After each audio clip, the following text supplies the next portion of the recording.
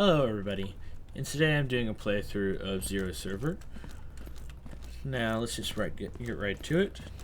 The game reminds me a lot of Escape from Tarkov and the Stalker series. There's a lot of little references and stuff that fit well with the Stalker series.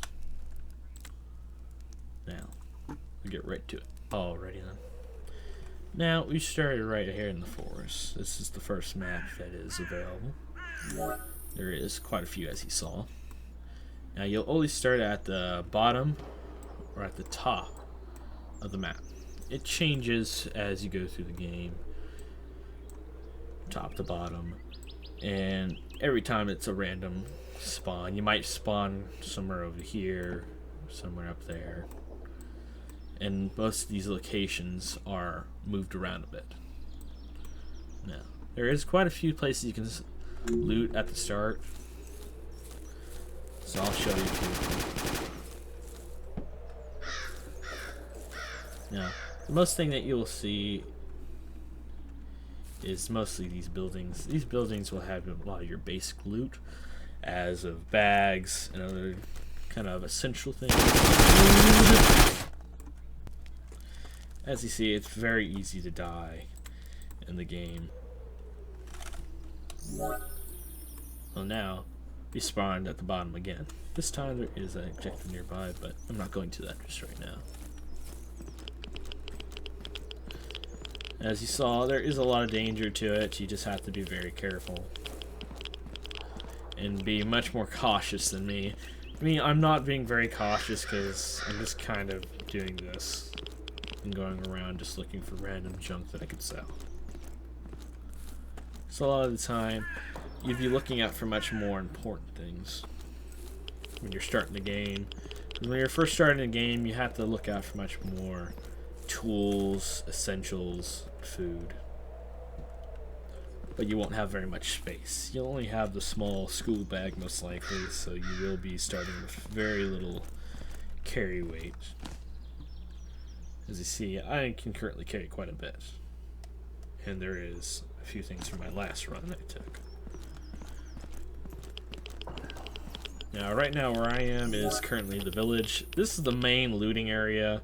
It's one of the easier places, but there is a bit of difficulty to it, because right here at this location, you don't want to go into there when you're first starting out, because there is a small group of bandits there, and they have some fairly high level armor and some fairly high level weaponry. Now these guys, these are the green army. These will be pretty friendly to you unless you open fire on them, in which they will attack you for the entire time you're on the map for a while until you get rid of them. As you see, there is a bit of a relations thing, but as you see, it is in development, so every time you leave the map, it fixes it, but don't rely on that. It's just a good idea probably not to cause that much mischief to them, because eventually they will patch that to where relationships with them will affect how well you're going to be able to loot. Because, yeah, if you do find them dead, you can loot them. There won't be nothing wrong to loot them. But if you try to attack them and then try to loot them, then there would be much more problems. Now, here's one of the first monsters that you'll come in contact with as you're playing the game. These are the ghouls. They're fairly basic and can be taken down with most high caliber weapons within a couple shots. Like the MKM or the EC-74. Those rifles usually take them out in a couple shots. But with low caliber weapons, which you might be starting out with, I started out with a submachine gun, which it does take quite a few more shots. It can take up a good quarter of the magazine before you can kill them. So definitely be more cautious when you're going around trying to just be random. You can't always save you from most encounters. Now, the room I'm in right now, these are going to be your most important places to loot when you're first starting the game. You're going to have a lot of your basic tools, and other kind of supplies. As you see, they come with different kinds of food, medical equipment, and stuff like that, which can come in handy if you really need it, especially when you're at first running around with little to nothing. Especially because a lot of those tools, like the power tools that you'll come across from time to time, those are worth a good bit of money. You can sell them.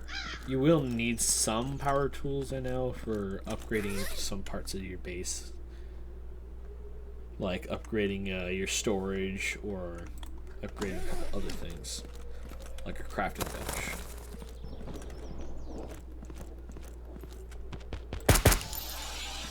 As you see right here, this is the building I was talking about. This right out here in this little courtyard, there will be a lot of there will be 4 to 5 bandits with high-powered rifles, and one that has like a VSS rifle, which will be fairly powerful, and it will hurt a lot if you get hit by it. So when you're first starting the game, it's best to avoid that place altogether and just skim around the outside buildings, looking for through the bags for any valuables that you could sell or use for your upgrades. Now, at first, when I did it, I kind of grabbed everything for the missions and didn't really worry about helping myself out by getting stuff for my buildings. That didn't work out very well. It was a very long trek going around that little SMG trying to go through all these buildings with these ghouls. So I'd suggest first just getting as many valuables as possible, and then getting out and selling it all for a good bit of money. Upgrade your backpack to just the next level higher, or whatever you feel like.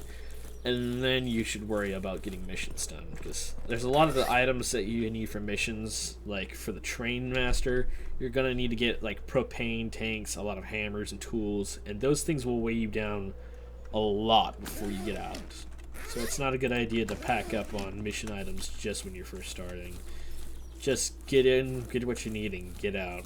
Because, like I said, you'll start with the school bag. It won't be very useful for you. You will be struggling as you get all the stuff through. Now, you can get to these houses if you're very careful, but sometimes there are enemies that are waiting right around here. So it's not always a good idea to be trying to go by right here. It could be very detrimental to you in the end. But these right here, these are good finds. You can find these all around the most maps that are outside mostly. The swamp, the forest, places like that. The makeshift camp. And they'll have a lot of goodies, food, other things you need, high value items. Scrap weapon. Scrap weapons are pretty good to keep hold on to because you'll need them. And you can sell them for a bit of cash. Now, for the most things that you'll be looting, you'll probably be looting a lot of ghouls when you're first starting out. This is their basic loot. They'll only have like ghoul tentacles and raw meat, which usually isn't worth too much. But when you get to when you're starting out, you can just grab a lot of them. They're lightweight, and you can sell a lot of them for a good bit of money. Now, as you see, it is getting darker because I did decide to go out a little bit later than I was expecting to. So it is going to get a little harder for you to see. When you're first starting out, this is a bad thing to do, because unless if you have some kind of light source or anything, eventually you will only be able to see like this much around you without any kind of light source. Luckily for me, I have the equipment to keep fairly visible. Especially whenever you are trying to go in the dark, the best thing you want to do is try to get something like night vision. Even the first level night vision, it is a little hard to get once you're starting out, but if you can get to it sooner or later by finishing enough missions for the Green Army, you'll get some basic blue light night vision, which can come very much in handy. It allows you to see much better, and the enemy cannot see you during the night. It'll be very difficult. Now, this is what I was talking about for power tools, the drill. You'll have to use those for a couple of different builds for your base, which As you see, you'll need them sooner or later to get some upgrades. Which I'll go into that later as I get back to the base. But as you see, this is just the basic looting spot in the Green Army. So you can have a pretty easy time. Now, if you do see, they do point at you, but that's just them letting you know that they see you. Now those guys you got to be careful for. Those are hunters. They usually pack a lot of heavy weaponry on them and a lot of loot. When you're first starting out, it's not a good idea to engage them too often, because that can rip you apart fairly easily. They were using the BT ammo, which has high penetration. It'll go through any kind of light armor you may be wearing, and it will kill you fairly quickly. So it's not always a good idea to get into those. Now, one thing during the night is, as you see, you can see people much easier during the night. Those guys are also part of the Green Army. They just have hazmat suits on them. Don't kill them. Trust me. They usually carry some pretty heavy weaponry mixed with some low weaponry, but it's not a good idea. Now, as you see, I'm currently looting some bandits. These are the SMGs you'll mostly come across when you're first starting. They're low level, low damage. They won't do much. For most of the time, you want to usually take them by surprise and by distance. Usually, if you can, try to get a scope for your weapon. You can find them on bandits that have died, or you can also find it on loot, which you always want to go ahead and look for. You never know if you might find something like this, if they have a scope on it. It might be a good idea to go overload for, like I'm doing right now, to try to get your extra equipment across. One thing is, you can only overload yourself by like 5 extra pounds before you cannot move at all. So you can overweight yourself quite a bit before you get to a point where you have to be mindful. But another thing is that it's not always a good idea to be overloaded whenever you're just starting out, because there's only certain spots you can escape for on the map. Just like in Tarkov, you can only escape from these green extraction points on the map. And as you see, they are few and far between. So it's not always a good idea to put yourself overweight during most interactions. Another thing I should add is, if you do decide to pick up any kind of weaponry, always be mindful about the durability. As you see, the durability does affect your weaponry a lot. It'll cause it to where it doesn't do as much damage. It can jam, fail, the whole shebang. And if it's down to 0, then the gun will not work, period. You just have a scrap of metal there. And at that point, you have to either get it repaired with repair kits, which are few and far between and hard to build when you're first starting out, and most of the time, not always worth it. Unless you truly got a gun that you like a lot and you use a lot, like it's going to be your main weapon, you're focused on using that for a good part of the game, then I would suggest putting your work in and getting repair kits. But a lot of the time, you can avoid damaging your weapons just by using different ammunition.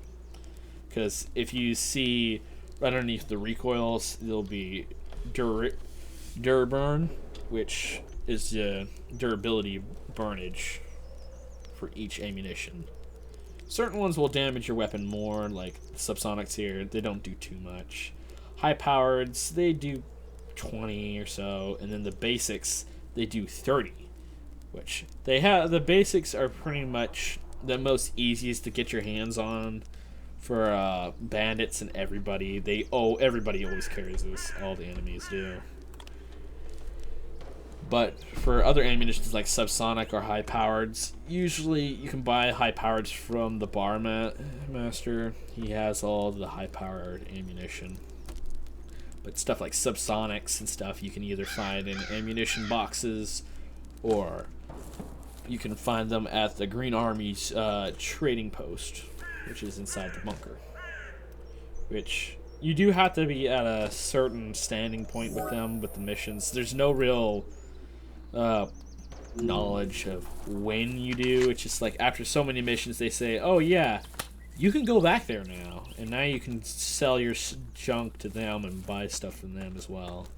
Which they will have much more higher quality goods and higher quality weaponry. So it's a good idea to get some missions done once you are at a good stable point, when you have enough food and water and stuff. Because those will be the one things that you're going to need a lot of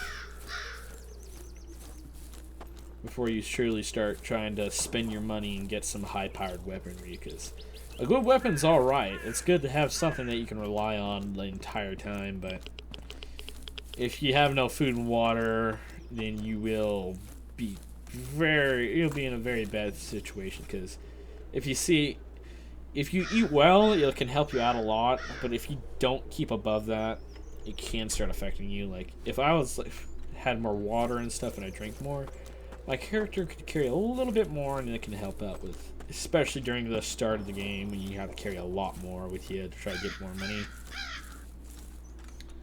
It's a better idea to try to carry more things with you. Now, let's see. Currently I'm at extraction point, so you can go ahead and I can go ahead and show you what happens afterwards. Now, as it goes through, it'll tell you how much you made in money from what you have in your pockets. That includes the things that you bring with you, so this can be a way to kind of gauge what you have in your pockets, but don't always trust this, because you're most likely not going to sell all your stuff. You're only going to be selling the valuables. And of course, experience, which at the moment, experience doesn't seem to affect anything particularly that I've seen. Probably in the future, they'll have it to where you get like points for it or something if you level up, or that the difficulty cranks upward, like enemies will carry much heavier weaponry or so. I'm not sure. You could probably check on the Discord and see if they do. As you see, this is the barman. A lot of the stuff you carry can be pretty valuable, like watches and stuff or phones. Just gotta be making sure what you're selling, because not everything's worth it. Like, say this bottle of water, you can only sell it for like 66, and you have to pay like 300 for once. So it's really a choice of if you need a lot of water or something like that.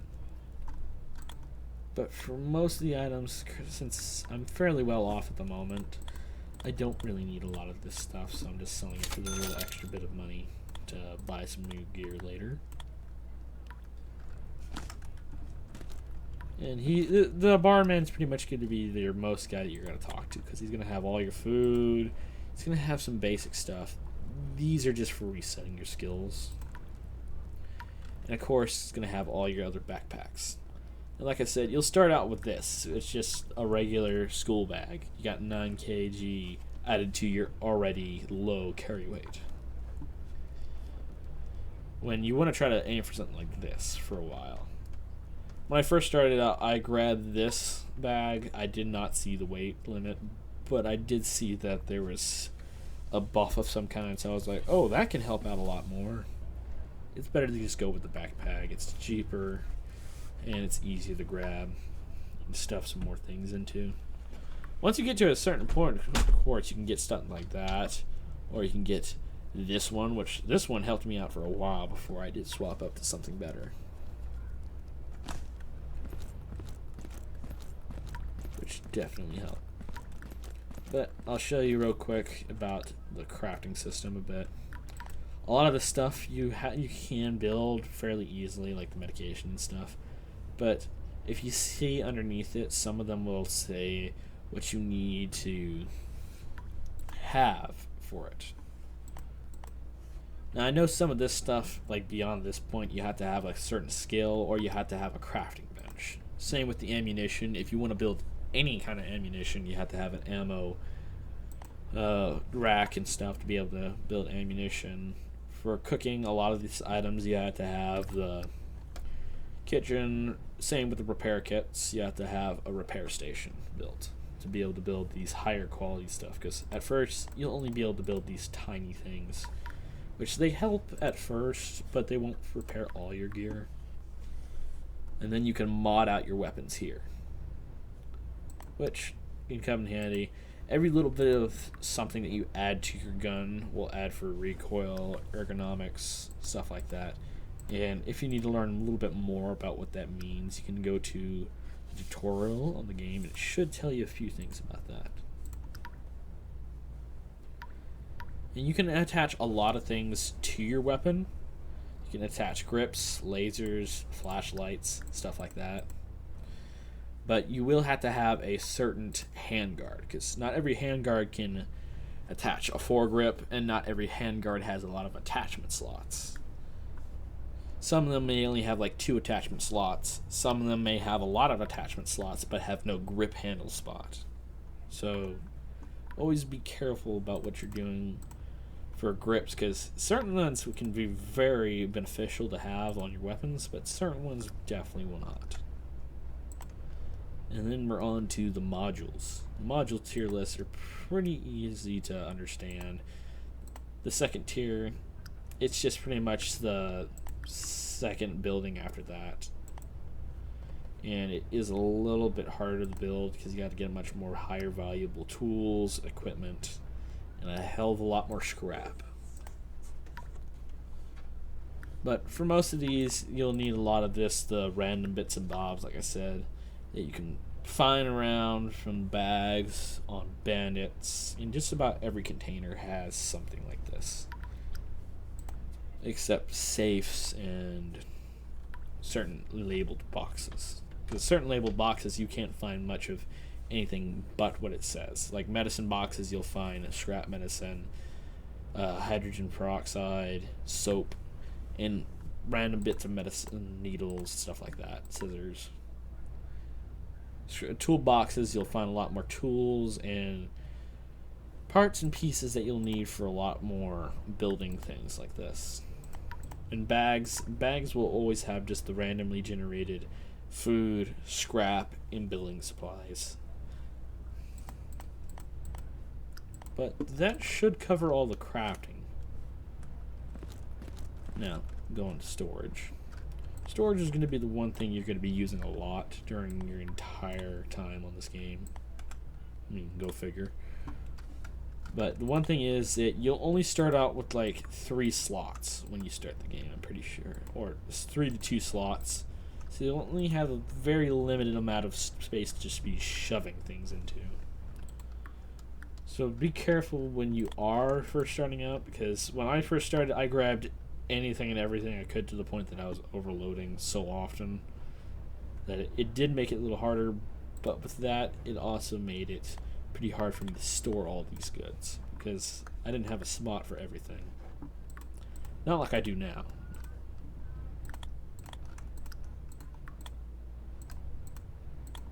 But as basic as it is, that's just a bit of the game. I'll probably do another video and start from scratch to show you all the difficulty of it and show you the best ways to get around a lot of the first day problems, which everybody will start off with. From the food problems to the known problems of having to deal with little pocket space.